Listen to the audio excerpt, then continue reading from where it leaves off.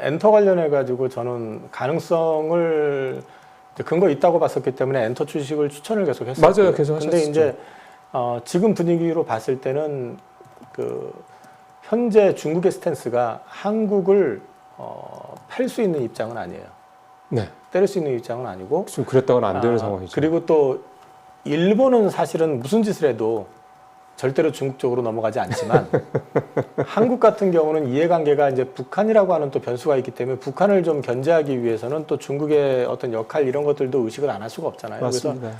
그래서 중국 입장에서 봤을 때는 자기네들이 그래도 한국은 좀 필요할 수 있다라고 보고 있기 때문에 한국에 대해서 뭐 한국을 옛날 사드 때처럼 그냥 막 두들겨 패내는 당연히 뭐 미국으로 좋든 싫든 그렇게 붙어버리게 될 경우는 자기네들이 입지가 더 어려워지게 되고 공교롭게도 문제는 뭐냐면 트럼프가 원하는 산업 기반을 가지고 있는 국가가 한국이죠. 한국이거든요. 맞습니다. 그래서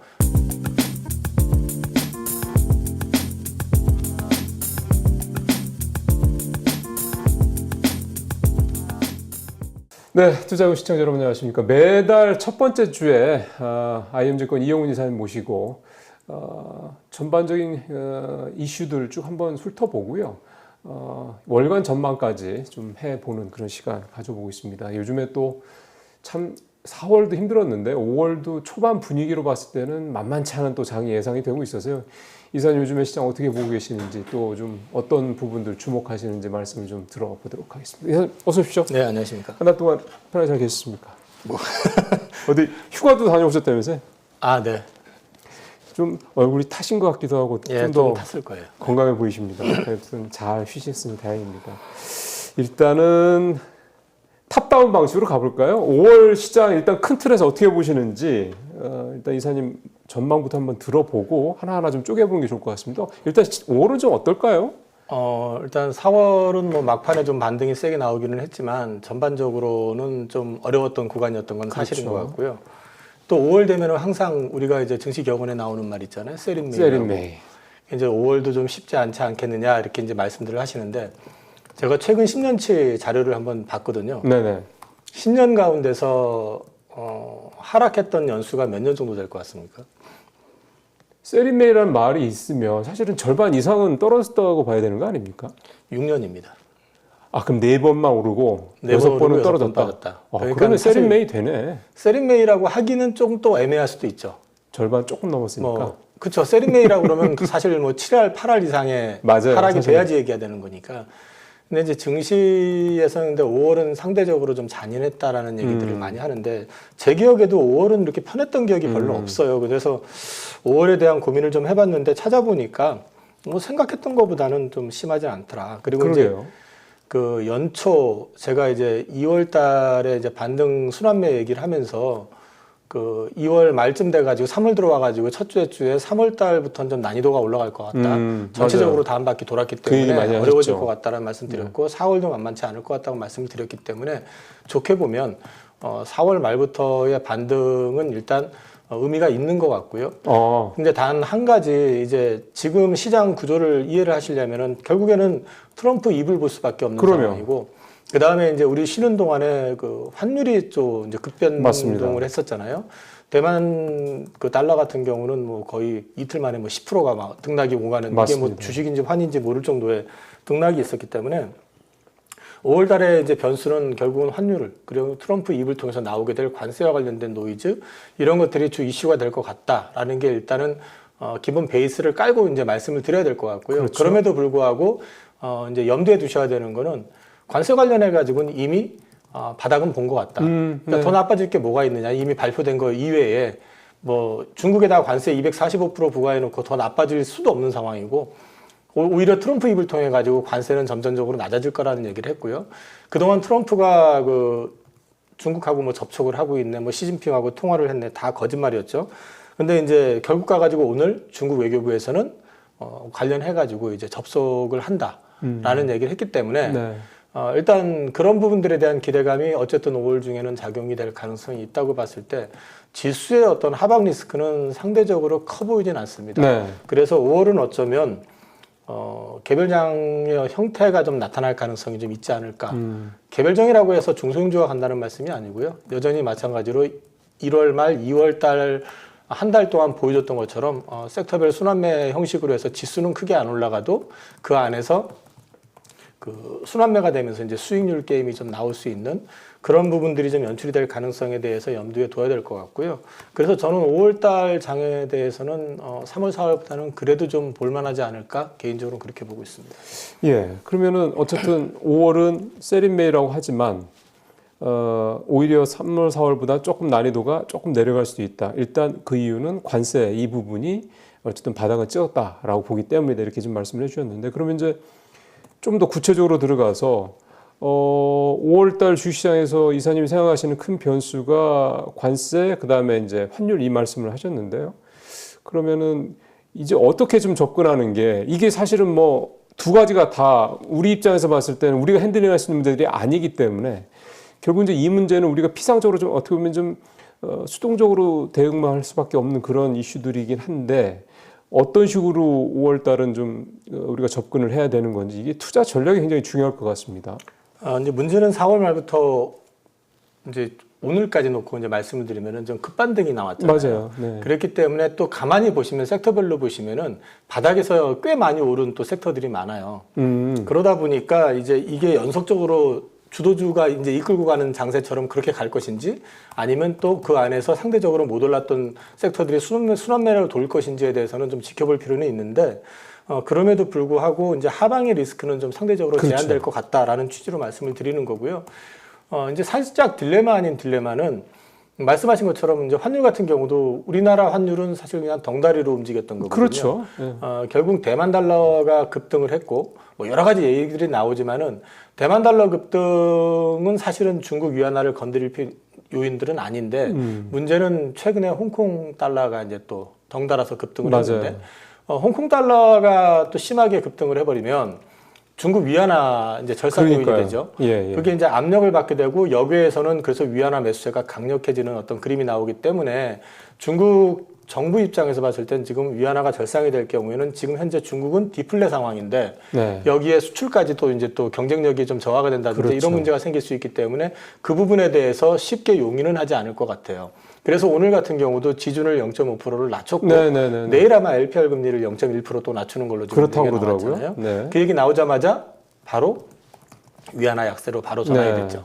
그래서 일단은 중국 당국이 그동안에 관세 가지고 그 때릴 때만 해도 뭐 하고 있는 거지 싶을 정도로 조용했잖아요. 그래서 네. 중국 특유의 전략인 것 같다라고 생각을 했는데 이번에 이제 환이 그러니까 외환 쪽에서 이제 튀니까 바로 그 대응을 이제 발표하고 그 영향으로 이제 위안화가 다시 약세로 돌아갔다는 얘기는 사실은 이제 중국 입장에서 봤을 때는 어떻게 보면은 그 관세보다 더 약한 고리가 환이 될 가능성도 그렇죠. 있고요.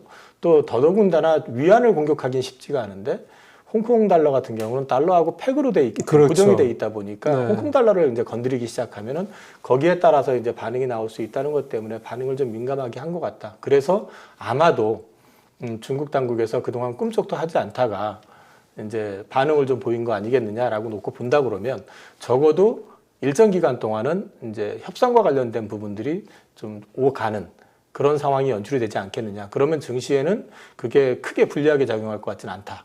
그리고 트럼프 입장에서 봤을 때는 처음에 말 잘 듣는 5개 국가, 뭐 한국, 일본, 영국, 호주, 인도 뭐 이렇게 해가지고 네. 처음에 우선 협상을 해가지고 관세 타결된다, 뭐 당장 다음 주에 된다, 뭐. 근데 지금 그 얘기 끝나고 나서 지금 한 달이 다 돼가는데 지금 아무것도 된 게 없잖아요. 그렇죠. 그러니까 전부 다 블러핑이었다라는 얘기인 거고 오히려 옆나라 일본 같은 경우는 지금 생각 이상으로 굉장히 강하게 지금 대응을 하고 있거든요. 네. 이런 걸 종합적으로 놓고 봤을 때 사실 트럼프 입장에서 뭔가 성과를 내려고 그러면 중국으로부터 뭔가를 얻어내고 싶은 걸 거고요. 사실은 모든 타겟의 최종점은 그거였잖아요. 중국이었잖아요. 중국이 타겟이면서 동시에 이번은 좀 달리 보셔야 되는 거는 중국을 타겟으로 때리면서 동시에 그 여타 국가들이 가지고 있는 중국과의 어떤 경쟁을 할 만한 어떤 산업의 기반을 갖다가 다 뺏으려고 했던 그렇죠. 거죠. 그래서 중국을 고립시키려는 작전을 펼치려고 근데 그랬던 거죠. 고립은 고립인데 문제는 바이든은 포위를 해서 고립하자는 쪽이었었고 그렇죠. 우방국들을 중심으로 해서. 포위가 아니라 내가 쟤를 잡아야 되니까 네 거 다 내놔였죠. 사실은. 그렇기 때문에 사실 이게 최종 타깃이 중국이다가 아니라 사실 냉정하게 얘기를 하면 트럼프의 타깃은 미국 전 말고 세계입니다. 다 합니까? 전 세계입니다. 그렇기 때문에 전 세계의 반발을 불러일으키는 그렇죠. 거고요.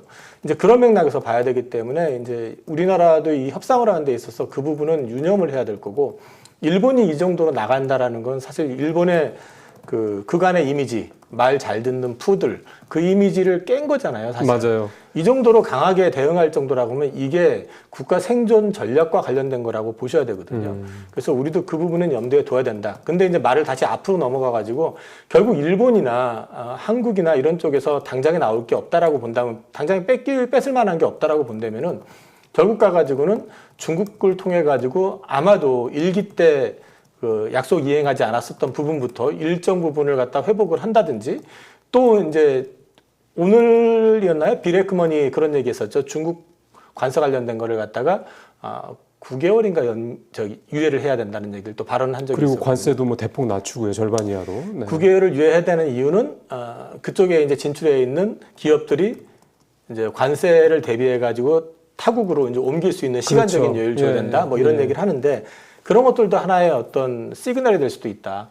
그러니까 중국한테 뭔가 주는 척하면서 자기네들 필요에 의해 가지고 그런 액션이 나올 가능성도 있기 때문에, 저는 일단 그런 부분들에 있어 가지고 우리가 할 수 있는 건 아무것도 없지만 그래도 우리가 생각하는 것보다 나쁘게 작용되지는 않을 것 같다. 그래서 우리가 좀 예민하게 보면서 여전히 미국이 탐을 내고 있지만 함부로 쉽게 못 건드릴 수 있는 영역들, 그쪽을 중심으로 보는 게 맞는 것 같고, 그리고 이제 조금 덧붙이자 그러면은 중국은 어쨌든 지금 내수 부양에 대해서는 오늘 뭐 지준 낮춘 것도 물론 위안화 이슈도 있지만은 내수와도 관련이 그렇죠. 된 사실은 거니까. 그렇게 봐야죠. 네. 그런 것들까지 감안해서 보면은 중국 내수와 연관되어 있는 기업들, 그런 쪽 산업들에 대한 것도 같이 관심을 가지고 보시면 그래도 5월 달은 좀 대응하기가 좀 쉽다기보다는 좀 이전보다는 좀 낫지 않을까, 그렇게 말씀드릴 수 있을 것 같습니다. 결국 이제 이사님께서 보시기에 일단 현재 상황으로 봤을 때 5월 달의 최대 이슈는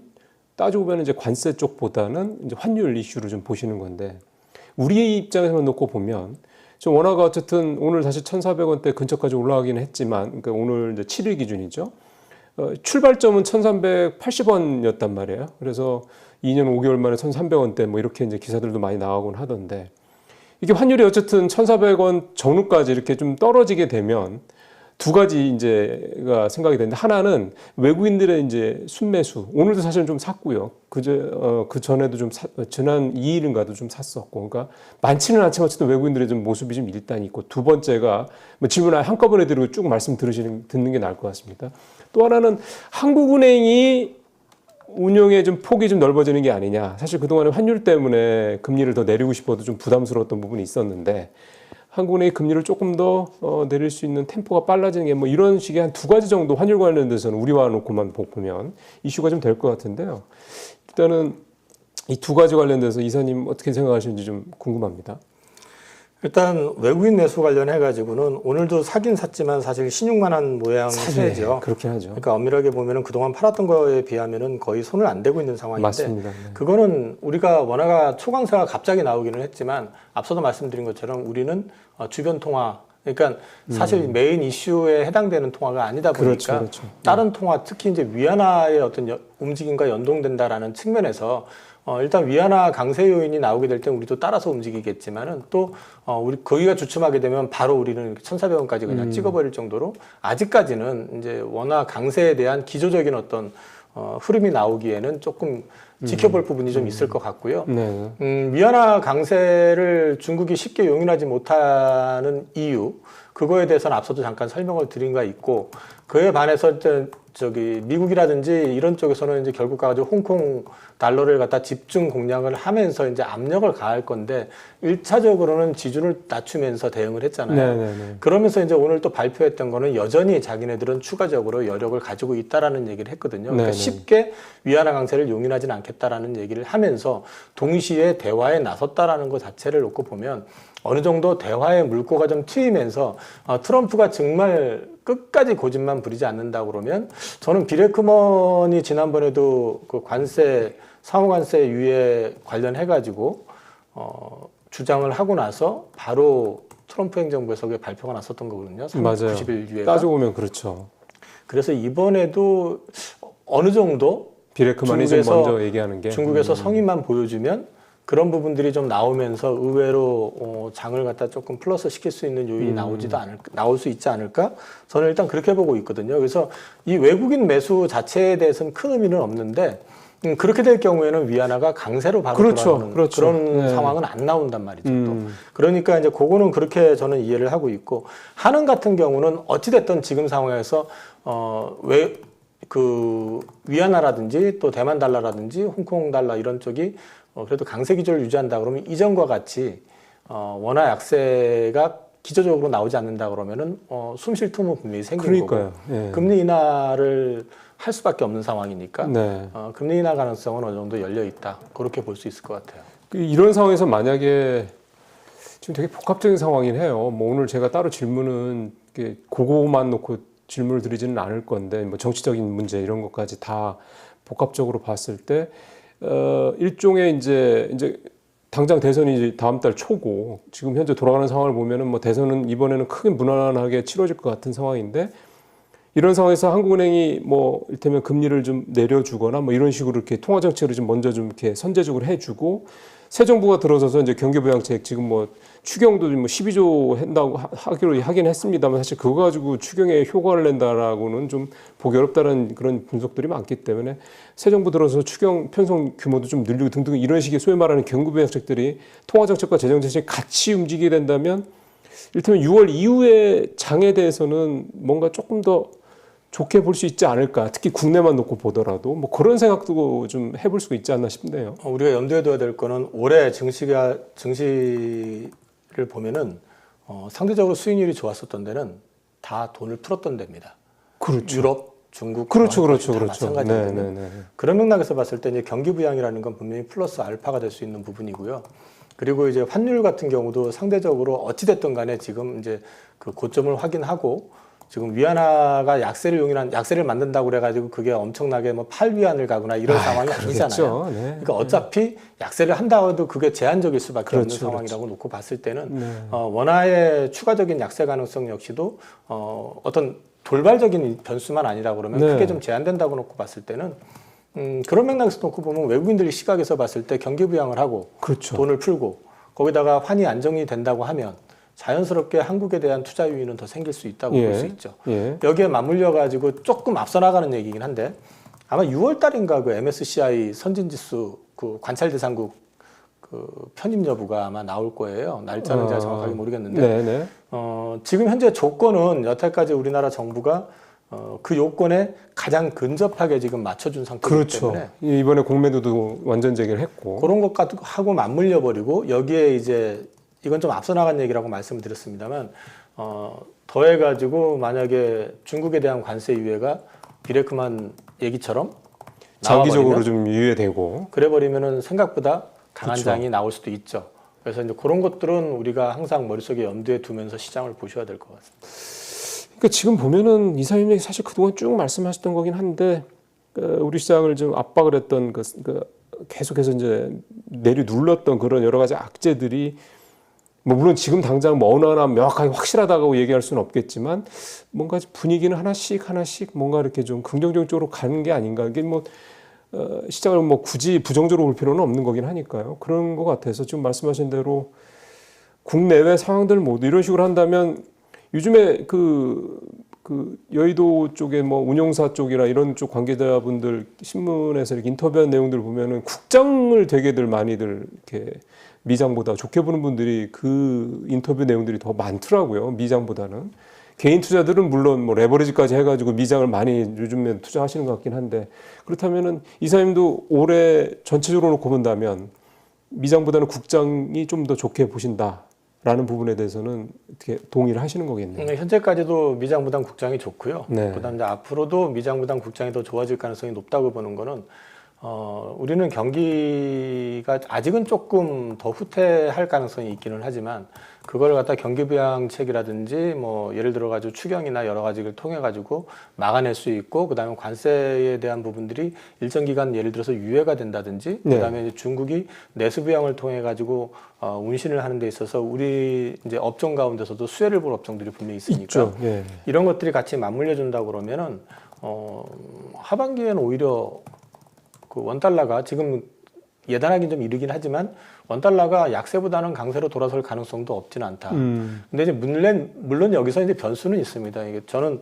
이런 얘기를 하는데요. 사석에서 주로 이제 많이 하는데 트럼프 대통령이 소위 말해서 그 전 세계 독재자로서 남은 기간을 갖다 가져갈 것이냐, 아니면 이제 힘 빠진 그 나이든 노인네로서 네. 미국 대통령으로서 이제 남은 임기를 그냥 그렇게 갈 것이냐가 아마 올 연말 전에는 결정나지 않겠느냐. 아, 되게 그 일찍 얘기는- 보시네요. 그 얘기는 관세 협상과 관련해 가지고 지금 사실은 트럼프 대통령이 윽박지르고 흘겨보면 알아서 다 고개 숙이고 들어와서 저희는 이렇게 하겠습니다, 뭘 바치겠습니다, 이렇게 할 줄 알았는데 지금 분위기는 그런 지금 분위기 분위기는 아니죠. 그런 분위기가 맞습니다. 아니잖아요. 옆 나라 캐나다는 이미 맞짱을 뜨겠다고 나서고 있는 상황이고, 그다음에 일본조차도 지금 말을 안 듣는 상황인데. 저는 일본 재무상이 그 미국 국채 이걸 가지고 그 관세 협상에 안건을 올리겠다는 얘기하는 거 깜짝 놀랐습니다. 일본이 어떻게 이런 얘기를 하지 싶을 정도로. 저는 그런 얘기를 더 나가가지고 자꾸 그러면은 우리가 엔화 강세 만들어 줄게. 그리고 엔캐리 한번 당해봐. 물론 글로벌 증시가 그렇게 되면 같이 충격을 받을 그렇죠. 수 있겠지만, 그럼에도 불구하고 그 정도 제스처만 보여줘도 긴장하지 않을 수 없을 거다. 그러면 아는 그 베센트 장관은 또 알 거 아닙니까? 더군다나 그 그럼요. 로직을. 그래서 저는 사실은 이번에 그 협상하는 데 있어서 트럼프가 원하는 대로 고개 숙여주면은 남은 4년이 피곤해진다. 그러니까 최대한 뭐 우리가 중국하고 공조를 한다 이런 게 쉽지는 않지만, 그리고 또 중국도 사실은 그동안 해왔던 집 보면은 거의 비슷하게 해왔잖아요. 사실은 그래요. 그러니까 뭐 중국을 응원한다는 측면이 아니라 우리나라의 산업을 지키고 우리나라의 경제를 지킨다는 측면에서 봤을 때는 트럼프를 최대한 피곤하게 만들어가지고, 뭐 피곤해가지고 과로로 뭐 어떻게 되면 더 좋을지 모르겠지만 아무튼 그렇게 됐으면 좋겠고, 그래서 이제 우리나라의 어떤 그 기초 체력이 훼손되지 않고 그다음에 우리의 경쟁력이 유지가 될 수 있는 그 방향으로 갔으면 하는 게 솔직한 마음이기 때문에, 저는 이 부분이 올 연말 전에 관세 노이즈 이런 부분들이 쉽게 안 풀리기 시작하면은 트럼프로서도 어쩔 수 없는 상황이 올 수 있다. 그래서 저는 연말 안에 트럼프가 4년의 독재자가 될 것인지 아니면은 좀 힘 빠진 그런 모양새로 이제 갈 것인지에 대해서는 이제 결정이 나지 않을까 싶어서, 저는 최대한 이 부분이 좀 끌고 갔으면 좋겠어요, 그냥. 그러니까 끌고 간다는 얘기는 이 관세 협상을 우리가 미국에서 원하는 대로 이렇게 그냥 끌려가는 게 아니라 최대한 우리도 늦추면 늦출 거 하면서 우리가 얻어낼 수 있는 최대한 얻어내는 그런 식으로 가야 된다. 사실상 지금 일본이 요구하는 걸 보면은요, 연나라 일본이 지금 저는 이번에 하는 게 되게 잘하는 거라고 보거든요. 그렇다고요. 저도 그렇게 생각을 해요. 기본 관세까지 폐지하라고 요구하고 있는 거거든요. 그리고 자동차 산업에 대해서는 제로를 요구하고 있는 거는 그쪽에다 공장을 짓게 되는 순간 그 우리나라의, 그러니까 일본 입장에서 봤을 때 소위 말해서 고용이 다 미국으로 뺏기게 되는 상황이 오는 거잖아요. 그렇죠. 사실 그런 부분들에 대해서 우리는 너무 그동안에 보면은 미국 시장 본다고 해도 넘어가는 거에 대해서 되게 관대하고, 그게 무슨 마치 하나의 공적인 양, 역대 뭐 그 정부들을 보면은 뭐 미국 투자 얼마 한 걸 마치 자랑인 양 얘기하고 그랬는데, 그렇죠. 그건 아니죠. 부끄러운 거죠. 그러니까 우리가 지금 사실은 이제 우리 국민의 어떤 일자리도 지켜야 되고 우리 산업의 어떤 경쟁력도 유지해야 된다는 측면에서 봤을 땐 최대한 우리 걸 지킬 수 있는 건 지켜가면서 대응을 해야 되는 거니까, 그런 부분들에서 봤을 때 좀 피곤하게 가더라도 그렇게 가는 게 맞고, 또 실제로 그게 지켜졌을 경우에는 그 뒤에 우리가 얻게 될 수 있는 어떤 주가적인 측면에서의 탄력도 훨씬 더 클 수 있다고 저는 보거든요. 그래서 조금 피곤할 수는 있지만 일단은 단기적으로는 중국 관련해 가지고 미국이 관세 유예가 나오는지를 좀 지켜보고, 그게 나오게 된다고 했을 때는 생각보다 이게 베어마켓 랠리가 됐든 뭐가 됐든 간에 어쨌든 좀 반등이 좀 세게 나올 수도 있다. 그리고 또 우리는 6월 달에 MSCI 선진지수 편입 가능성, 그거에 대해서 그러니까 관찰 대상국으로 편입되는 거죠. 근데 편입 가능성에 대한 부분 체크해 보실 필요가 있을 것 같고요. 동시에 환의 움직임도 지켜보실 필요가 있는데, 환이 원화가 강세가 기조적으로 나온다 그러면 의외의 대형주 장세가 나올 수도 있다, 이렇게 보고 있습니다. 그러니까요. 지금 사실은 말씀하신 대로 보면 물론 이제 긍정적으로 보는 측면들이 많아서 그렇긴 한데, 그렇게 전혀 논리적으로 설득력이 없는 그런 말씀들이기 때문에 그렇게 된다 그러면은 우리 시장이 정말 작년에 정말 큰 고난을 딛고 올해는 좀 뭔가 변화가 있을 수 있다 이런 생각이 진짜 듭니다. 혹시 뭐 환 주로 말씀을 하셨기 때문에 환 말고 이사님이 생각하실 때 5월 꼭 5월로 한정 지을 필요는 없을 것 같고요. 혹시 이사님 이것도 좀 한번 보실 필요가 있다. 이것도 우리 시장에 또 우리 경제에 변수일 수 있다라고 생각하시는 게 혹시 있으십니까? 특별한 거 없으면 그냥 넘어가도 되죠. 지금 뭐 당장에 우리 시장을 크게 누르고 있는 거는 관세이고 그렇죠. 또 이제 또 하나의 변수가 될 가능성이 있는 건 이제 환이잖아요. 그렇죠. 그 두 가지가 가장 이제 메인이 될 수밖에 없는데 그거 외에 사실 이제 우리 시장 내부적으로 봤을 때는 커다랗게 이제 볼만한 것들은 뭐 결국 대선인데 근데 이제 대선 관련해 가지고는 테마주 뭐 이런 쪽으로는 저는 관심이 별로 없기 때문에 그렇죠. 그쪽 관련해 가지고는 말씀드릴 수 있는 건 좀 제한돼 있고요. 이제 다만 한 가지 우리가 이제 산업적인 측면에서 우리나라가 못했던 게 이 보조금 지원 이런 것들을 잘 못했었거든요. 반도체라든가 2차 전지 같은 쪽이죠. 뭐가 됐든 간에요. 그래서 이제 그런 부분들에 있어서 우리도 정책적인 측면에서 많은 부분을 좀 고려해줘야 될 거고 그런 것에 의해서 수혜가 나오는지 여부를 좀 지켜볼 필요가 있고 그다음에 이제 최근에 보면은 그 보이그룹 하나가 이제 콘서트가 이제 중국에서 확정이 됐다고 엔터 나왔었죠. 쪽으로. 예. 근데 그 부분을 조금 더 나아가서 본다 그러면 이제 9월 달인가 아마 이제 종합 공연 같은 게 이제 하나가 있는 것 같기는 한데 시진핑 주석이 뭐 이제 또 에이펙에 참석 얘기도 했고 그런 것까지 놓고 봤을 때 결국 가가지고 이제 중국 쪽에서 우리에 대해서 이제 한한령을 위시해가지고 다른 부분에 있어서 그동안 좀 알게 모르게 좀 발을 묶어놨었던 부분들을 풀어주는지 이런 것들을 좀 지켜보실 필요는 있을 것 같습니다.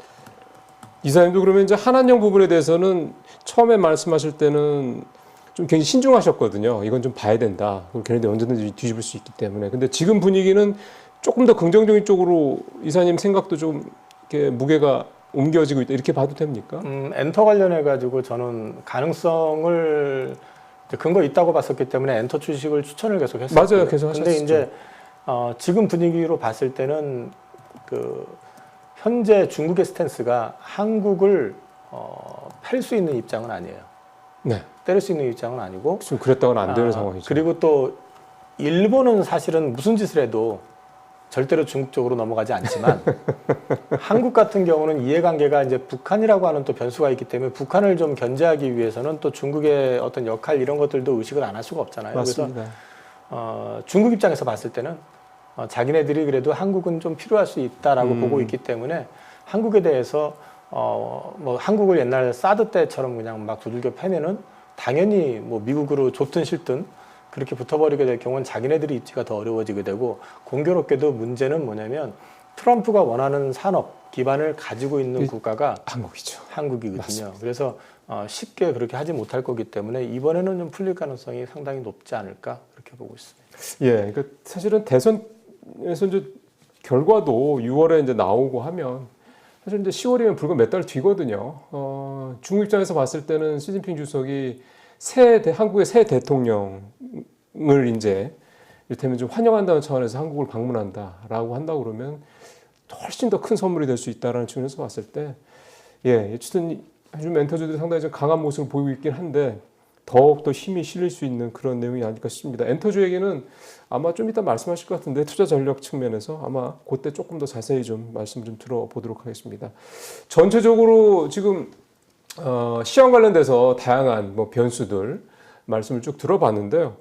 이사님 사실 되게 이렇게 막 선제적으로 이렇게 긍정적인 뭐 낙관적인 또 장밋빛 이런 전망을 하시는 분이 아닌데 제가 그동안에 이사님과 방송을 하면서 느꼈던 바로는 오늘은 그동안 제가 이사님과 방송하면서 들었던 말씀 중에서는 가장 좀 긍정적인 그런 시황을 말씀하신 게 아닌가 그런 생각이 듭니다.